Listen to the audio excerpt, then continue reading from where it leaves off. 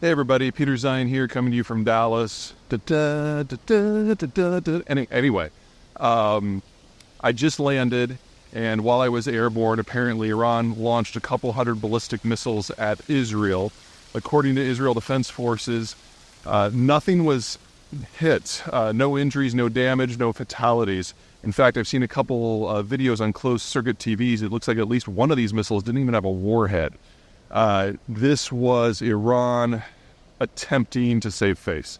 Over the course of the last week or two, Israel has taken the conflict in the region to Iran's proxies, most notably Hezbollah in Lebanon, and to a lesser degree the Houthis in Yemen. And in doing so, Iran just looks impotent. And if you are Iran, you've been taking hit after hit after hit, and you're seeing your proxies get dismantled wherever the Israelis go. And it's embarrassing. Anyway, we had something similar to this happen back in April when the Iranians really didn't want a war, but again, they felt they needed to save face, so they launched about 300 different weapon systems, telegraphing ahead of time that they were going to do it. They actually sent technical specs to the Swiss to pass on to the Americans and the Israelis so everything could be shot down. And at the end of the day, all it did was put one divot in one taxiway at one airbase. Doesn't look like they had that kind of forewarning this time, but still, again, no damage because the Iranians weren't targeting civilian areas on purpose.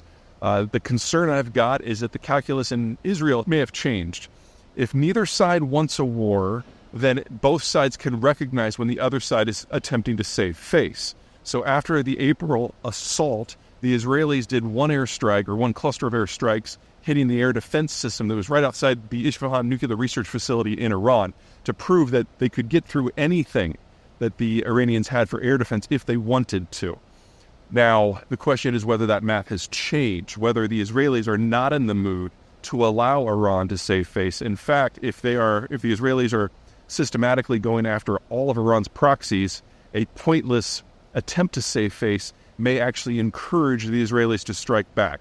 So whatever happens, we're going to know pretty quick. The Americans have already come out and said that they will work with the Israelis on a retaliation strike if that is what the Israelis want to do. And the Israelis have taken so much away from Hezbollah right now, including pretty much the entire leadership. And they already have boots on the ground in southern Lebanon going after some of their fire bases.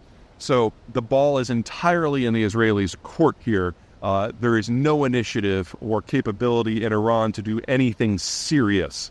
Whereas the Israelis clearly are riding high and are enjoying the successes of their recent strikes. Oh, one more thing. If the Israelis do decide to strike, I really doubt they're going to go after Iran's nuclear program. It's too dispersed, it's too hardened, it's too distant, they don't have the payloads, all that good stuff.